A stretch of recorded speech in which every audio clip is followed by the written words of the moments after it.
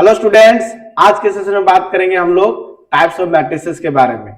पिछले लेक्चर्स में हम लोग बात कर चुके थे मैट्रिक्स का इंट्रोडक्शन। ठीक है, आज का जो कॉन्सेप्ट रहेगा टाइप्स ऑफ मैट्रिसेस पे रहेगा। पहला जो टाइप है वो है रो मैट्रिक्स, है ना। रो मैट्रिक्स का क्या क्लासिफिकेशन रहेगा कि सिंपली आपके पास सिंगल रो रहेंगे, कॉलम अन्यथा रहेगा, चाहे जितना भी कॉलम हो उससे मतलब नहीं है। ठीक है, इनफाइनाइट नंबर कॉलम हो सकते हैं लेकिन रो क्या रहेगा, सिंगल रहेगा। मतलब अगर यदि आप a equal to A I J M cross N लिख रहे हैं तो यहाँ m जो होगा नंबर ऑफ कॉलम 1 होगा और n जो कॉलम हो सकता है वो कितना भी हो सकता है उससे मतलब नहीं है। मतलब single row infinite number of column. जैसे यहाँ पे आपको लिखा हुआ है शॉर्ट पॉइंट्स में a equal to A I J M cross N, जहां पे m जो है वो क्या है, 1 है। मतलब रो की संख्या क्या होगी, सिंगल होगी और कॉलम की संख्या इनफाइनाइट हो सकती है। सेकेंड है कॉलम मैट्रिक्स।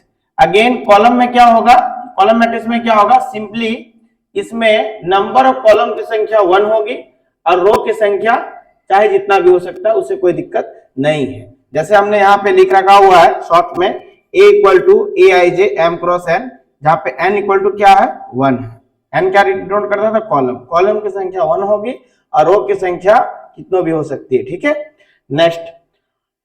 नेक्स्ट है आपका रेक्टेंगुलर मैट्रिक्स। रेक्टेंगुलर मैट्रिक्स को डिफाइन करने का तरीका क्या है, ऑब्वियसली सी बात है, मैट्रिक्स डिफाइन होता है रेक्टेंगुलर एरे से। रेक्टेंगल में क्या होगा, रो और कॉलम की संख्या अलग अलग होगी। मतलब m जो होगा n के इक्वल नहीं होगा, या तो m ग्रेटर देन n होगा, मतलब रो की संख्या कॉलम से ज्यादा होगी, या कॉलम की संख्या रो से ज्यादा होगी। ठीक है, और इसी का नेक्स्ट क्लासिफिकेशन होगा। जैसे कुछ एग्जांपल भी है, जैसे आपको दिया गया 3x4 का, जिसमें 3 रो है 4 कॉलम दिए गए हैं। इसमें क्या है, 3 आपके रो दिए गए हैं, 2 कॉलम दिए गए हैं। इसमें रो की संख्या कॉलम की संख्या अलग अलग है, इसीलिए क्या कहलाएगा, रेक्टेंगुलर मैट्रिक्स। नेक्स्ट जब स्क्वायर मैट्रिक्स की बात करेंगे हम लोग, तो इस समय रो की संख्या जो होगी, नंबर ऑफ रो जो होगी कॉलम की संख्या के इक्वल मानी जाएगी। ठीक है ना, m इक्वल टू क्या होगा, n। और इस समय आप कह सकते हैं कि आपको दिखेगा 4:4, 3:3, 2:2, 1:1। ठीक है, तो आप यहां पे बोल सकते हैं कि ये आपका क्या स्क्वायर मैट्रिक्स है।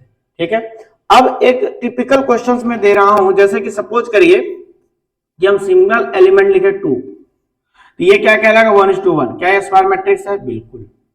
ठीक है, क्या ये कॉलम मैट्रिक्स है, क्या ये कॉलम मैट्रिक्स है, हाँ कॉलम मैट्रिक्स है क्योंकि नंबर कॉलम 1 है। क्या ये रो मैट्रिक्स है, हाँ नंबर रो क्या है, 1 है। नंबर रो होगा 1, चाहे कॉलम कितना भी हो सके, रो मैट्रिक्स है। कॉलम मैट्रिक्स इसलिए क्योंकि नंबर कॉलम क्या है, 1 है, उसका रो कुछ भी हो सकता है, यह स्क्वायर मैट्रिक्स भी है। ठीक है, तो आइए नेक्स्ट टाइप के मैट्रिक्स को हम लोग देखते हैं। यहां पे जो आपका है डायगोनल मैट्रिक्स। डायगोनल मैट्रिक्स कुछ खास टाइप का मैट्रिक्स नहीं है, बेसिकली स्क्वायर मैट्रिक्स का ही हिस्सा है। जब हम लोग शॉर्ट्स में देखेंगे, ठीक है, टेबुलर मेथड में, तो हम आपको ये स्क्वायर मैट्रिक्स का क्लासिफिकेशन बताएंगे, जिसमें एलिमेंट प्रेजेंट रहेगा डायगोनल ओनली। ठीक है, एलिमेंट्स ओनली प्रेजेंट रहेगा डायगोनल में, रेस्ट में क्या रहेगा, आपका 0 रहेगा। मींस क्या होगा, i ग्रेटर देन j या j ग्रेटर देन i। इसमें i ग्रेटर देन j होता है और इसमें आपका क्या होता है, j ग्रेटर देन i, है ना। डायगोनल के अबव में क्या होगा, आपका j ग्रेटर देन i होगा और डायगोनल के बिलो क्या होगा, i ग्रेटर देन j। दोनों जगह पे क्या होगा, 0। आपको यहाँ पे देखिए टर्म में डिफाइन किया गया है कि i does not equal to j। जब i j के इक्वल नहीं होगा उस समय i j जो एलिमेंट होंगे वो सारे 0 होंगे। तो ऊपर में भी क्या है, i does not equal to j, क्योंकि ऊपर में j ग्रेटर देन i है। और डायगोनल के नीचे क्या होगा, नीचे आपका जो होगा रो ज्यादा, रो की जो होगी वैल्यू ज्यादा होगी। जैसे देखिए यहाँ पे A21, इसमें क्या है, ये आपका i डिनोट करता है, ये आपका j डिनोट करता है। ठीक है, तो यहां पे क्या i बराबर j है, नहीं है ना, यहां पे i j के इक्वल नहीं है, तो ये एलिमेंट की वैल्यू कितनी हो जाएगी, 0। अगर यहां पे लिखे हम लोग तो ये क्या हो जाएगा, जैसे ये जो एलिमेंट है ये 1 2 है, फर्स्ट रो सेकंड कॉलम। क्या यहाँ पे j ग्रेटर देन i है, यस। क्या यहाँ पे i j के इक्वल है, नहीं, तो ये इसकी एलिमेंट की वैल्यू कितनी हो जाएगी, 0। मींस आपको सीधा सीधा आपको ये दिमाग में रखना है कि अगर यदि आपके पास i बराबर j, मतलब a11, a22, a33, a4 पर इस तरीके से एब्स्ट्रैक्ट डायगोनल के एलिमेंट्स, अगर i बराबर j तो वहां पे एलिमेंट होंगे, रेस्ट पार्ट में क्या होंगे, 0 होंगे। इसको हम लोग बोलेंगे डायगोनल मैट्रिक्स। नेक्स्ट है आपका आपका होगा स्केलर मैट्रिक्स, जिसमें आपके डायगोनल में जो एलिमेंट्स होंगे वो सारे के सारे क्या होंगे, सेम होंगे, वन को छोड़कर। यहाँ पे के जो होगा स्केलर होगा। देखिए कॉन्सेप्ट वही है, एलिमेंट में आपका डायगोनल जो होंगे वो सारे के सारे सेम होंगे, रेस्ट पार्ट में एलिमेंट जीरो होंगे। मतलब आप कह सकते हैं कि स्केलर मैट्रिक्स जो होगा डायगोनल मैट्रिक्स का ही पार्ट है। डायगोनल मैट्रिक्स स्क्वायर का पार्ट है, स्क्वायर मैट्रिक्स के पार्ट हो गया डायगोनल, डायगोनल का पार्ट हो गया स्क्वायर। डायगोनल मैट्रिक्स में क्या था कि सारे एलिमेंट क्या थे, डायगोनल में थे, रेस्ट पार्ट के एलिमेंट जीरो थे। स्केलर मैट्रिक्स में क्या हो गया कि इसमें जो डायगोनल एलिमेंट है सारे सेम है, जैसे 2 2 3 3 सब रहेंगे, क्या चीज सेम रहेंगे। अब इसी का स्पेशल क्लासिफिकेशन रहेगा यूनिटरी मैट्रिक्स। यूनिटरी मैट्रिक्स में क्या होगा कि डायगोनल में जो एलिमेंट्स होंगे सब के सब वन होंगे, ठीक है। मतलब अगर इसको हम लोग थोड़ा रिवाइज करें तो स्क्वायर मैट्रिक्स का ये डब्बा जो है इसका डायगोनल मैट्रिक्स बना, डायगोनल का क्या हो गया स्केलर बना, और स्केलर का क्या हो गया यूनिटरी मैट्रिक्स बना। अगर यदि हम लोग स्क्वायर मैट्रिक्स की बात करें तो m/n था, है ना, m/n, m=n था। इसमें सारे के सारे स्क्वायर मैट्रिक्स ही काम करें, सबके सब स्क्वायर मैट्रिक्स ही हैं, लेकिन जो एलिमेंट्स इसमें मौजूद है सब डायगोनल में मौजूद है। और इसमें डायगोनल में क्या होगा, कुछ भी हो सकता है एलिमेंट, लेकिन इसमें डायगोनल सब सेम होंगे, ठीक है, और सारे सेम होंगे। और इसमें क्या होंगे, डायगोनल में सिर्फ वन होंगे, इसमें वन को छोड़कर K does not equal to one यहाँ मेंशन कर सकते हैं कि यहाँ जो आपका होगा K does not equal to one, ठीक ना, तब उसको हम लोग स्केलर मैट्रिक्स बोलेंगे। और अगर यदि इसके अलावा अगर इसके अलावा वन रहेगा, है ना, पूरे के पूरे डायगोनल में, तो वो हो जाएगा यूनिटरी मैट्रिक्स। अब इसमें I3 I2 I1 का जो रिप्रेजेंटेशन बता रहा है कि ये 3:3 का यूनिटरी मैट्रिक्स है, ये सेकंड है ना, 2:2 ऑर्डर का यूनिटरी मैट्रिक्स है, ये 1:1 का यूनिटरी मैट्रिक्स है, ठीक है। अब आते हैं नेक्स्ट में singleton matrix. Singleton matrix is the matrix where which only one element, जब ओनली वन एलिमेंट किसी मैट्रिक्स में रहेगा तो उसका ऑर्डर कितना होगा 1:1, ठीक है, ये सिंगलटन मैट्रिक्स का है। नेक्स्ट है आपका ट्रायंगुलर मैट्रिक्स। अगेन वही कॉन्सेप्ट है, जैसे हमने बताया कि ये स्क्वायर मैट्रिक्स सारे के सारे जितने भी हैं इस सारे स्क्वायर मैट्रिक्स के आएंगे। स्क्वायर मैट्रिक्स में इस टाइप के क्लासिफिकेशन में क्या होगा कि आपके अपर पोर्शन, डायगोनल के अपर पोर्शन के अगर ये एलिमेंट जीरो हैं, ठीक ना, तो लोअर ट्रायंगुलर मैट्रिक्स कहलाएगा, क्योंकि उसके लोअर पार्ट में एलिमेंट है। मतलब अगर जे ग्रेटर देन आई हो गया तो आई जे क्या हो जाएगा, जीरो, ठीक है, तो इसको बोलेंगे ट्रायंगुलर मैट्रिक्स का कौन सा पार्ट, लोअर ट्रायंगुलर मैट्रिक्स। और अगर यदि आपके डायगोनल के नीचे वाला एलिमेंट पार्ट जीरो हो गया, मतलब अपर में एलिमेंट है, नीचे आपका क्या जीरो है, तो उस केस में आप इसको बोलेंगे क्या चीज, अपर ट्रायंगुलर मैट्रिक्स, ट्रायंगुलर का अपर ट्रायंगुलर मैट्रिक्स, ठीक है। मतलब ट्रायंगुलर मैट्रिक्स दो टाइप का है, एक लोअर ट्रायंगुलर मैट्रिक्स, एक है अपर ट्रायंगुलर मैट्रिक्स। और सिंपल इसको हम ट्रायंगुलर मैट्रिक्स बोलते हैं, उसका क्लासिफिकेशन करते हैं, ठीक ना, कि इसके नीचे वाला जीरो तो आपका होगा अपर ट्रायंगुलर मैट्रिक्स, ऊपर वाला जीरो तो हो जाएगा लोअर ट्रायंगुलर मैट्रिक्स, ठीक है। और उसमें भी कंडीशंस है, कंडीशंस आपको समझ में आ गया कि आई लेस देन जे होगा, और इसमें क्या होगा, जे ग्रेटर देन आई होगा, ठीक ना, और दोनों कंडीशन को हमको समझना है ढंग से। नेक्स्ट है यहाँ पे नल मैट्रिक्स। नल मैट्रिक्स का कंसेप्ट क्या होगा कि दोनों जगह पे आपके क्या सारे एलिमेंट्स क्या होंगे, जीरो होंगे, सारे के सारे एलिमेंट्स होंगे, डायगोनल भी और उसके डायगोनल के अबव वाला भी, डायगोनल के बिलो वाला, सारे एलिमेंट जीरो होंगे, इसको हम लोग बोलते हैं नल मैट्रिक्स। नेक्स्ट है सब मैट्रिक्स। सब मैट्रिक्स क्या होगा, मैट्रिक्स का ही कुछ पार्ट, जैसे कि ये 3:3 का मैट्रिक्स है, तो इससे हम लोग 2:2 का मैट्रिक्स निकाल लिए, ये क्या कहलाएगा, सब मैट्रिक्स, ठीक है। नेक्स्ट है आपका ट्रेस ऑफ मैट्रिक्स, ठीक है। ट्रेस ऑफ मैट्रिक्स कहलाता है समेशन ऑफ डायगोनल एलिमेंट्स। जैसे आपका ये 3:3 का मैट्रिक्स है, और ये सारे आप देख पा रहे होंगे, तो सबके सब क्या है, स्क्वायर मैट्रिक्स के क्लासिफिकेशन है। स्क्वायर मैट्रिक्स का डायगोनल, डायगोनल के बाद स्केलर, स्केलर का यूनिटरी मैट्रिक्स, उसके बाद upper triangular matrix, lower triangular matrix, इस सब के सब क्या है, स्क्वायर मैट्रिक्स के क्लासिफिकेशन से। वन शॉट्स में आप इसको समझ सकते हैं कि अगर यदि इसको क्लासिफाई किया जाए तो रेक्टेंगुलर, और ये आपका हो गया स्क्वायर, ठीक है। रेक्टेंगुलर में आपने देखा कॉलम मैट्रिक्स, रो मैट्रिक्स देख लिया, स्क्वायर मैट्रिक्स में स्केलर मैट्रिक्स, डायगोनल मैट्रिक्स, आपका unitary matrix, upper triangular matrix, lower triangular, इस तरीके से आप बात कर सकते हैं इसमें। तो ट्रेस ऑफ मैट्रिक्स क्या होगा, जैसे इस मैट्रिक्स का ट्रेस निकालना है तो 2 + 3 + 4 4 3 7 3 9 आ जाएगा, ये हो गया ट्रेस ऑफ मैट्रिक्स। इसके कुछ प्रॉपर्टीज हैं, इसी को समेशन फॉर्म में लिखा गया ए आई आई। ए आई का मतलब क्या हो गया, डायगोनल ऑफ पार्ट ऐड होगा, A11 A22 A33, अगर 3:3 ऑर्डर का मैट्रिक्स है तो। नेक्स्ट है आपका, जैसे सपोज करिए कि इसके प्रॉपर्टीज को देखा जाए कि दो मैट्रिक्स है Aij M cross n Bij M cross n, ठीक है, K इज स्केलर, तो इसमें क्या हो जाएगा, इस मैट्रिक्स का ट्रेस कैसे निकाला जाएगा अगर देखा जाए तो, ठीक है। यहाँ पे ये आपको ये जो A और B मैट्रिक्स है दोनों के दोनों क्या स्क्वायर मैट्रिक्स है, ठीक है। तो अगर यदि हम लोग ट्रेस इसके प्रॉपर्टीज को समझे, अगर K/A मतलब K स्केलर है मल्टीप्लाई है, तो K को बाहर रख के ट्रेस ए निकाल सकते हैं, मतलब एलिमेंट में आप मल्टीप्लाई करके जोड़िए इसको, या K को बाहर करके एलिमेंट को जोड़ के फिर मल्टीप्लाई करिए, इसका यही मतलब है, ठीक है।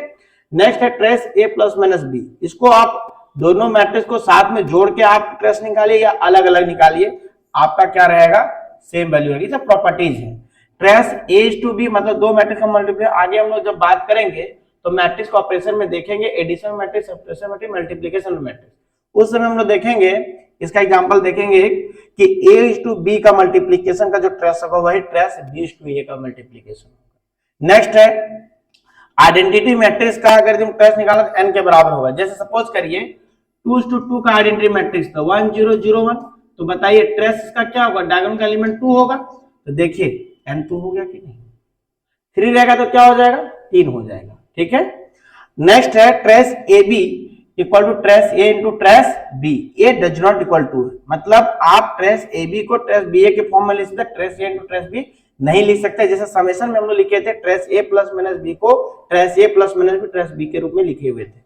नेक्स्ट आपका trace A equal trace C A minus C, ये आपको बताया जाएगा आगे जब इनवर्स मैट्रिक्स हम लोग पढ़ेंगे, इनवर्स का कॉन्सेप्ट है, उस समय हम लोग देखेंगे। ट्रेस A को C इनवर्स 1 हो जाता है, आइडेंटिटी मैट्रिक्स हो जाता है, आइडेंटिटी को A से मल्टीप्लाई करेंगे तो अगेन ये मैट्रिक्स आएगा। आगे जब ऑपरेशन मैट्रिक्स देखेंगे तो ये एग्जांपल्स सारे के सारे जो एग्जांपल्स हम लोग देखेंगे। यहाँ actually trace of type of matrix में आ गया था, इसलिए हम लोग इसको डिस्कस कर लिए, आगे के लिए इसको हम लोग रखेंगे। नेक्स्ट है कि अगर यदि आपके पास इक्वल मैट्रिक्स का कॉन्सेप्ट आता है, सपोज करिए दो मैट्रिसेस इक्वल है, तो उसके दो नियम होंगे, ये दोनों के ऑर्डर क्या होंगे, सेम होंगे।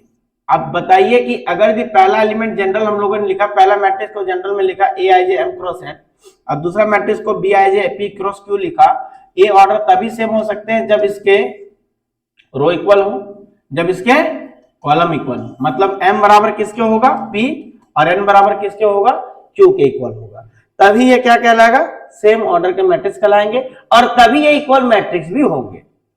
मतलब two matrices are equal to each other if they have same order and each element of matrices A equal to corresponding element of matrix B, ठीक है।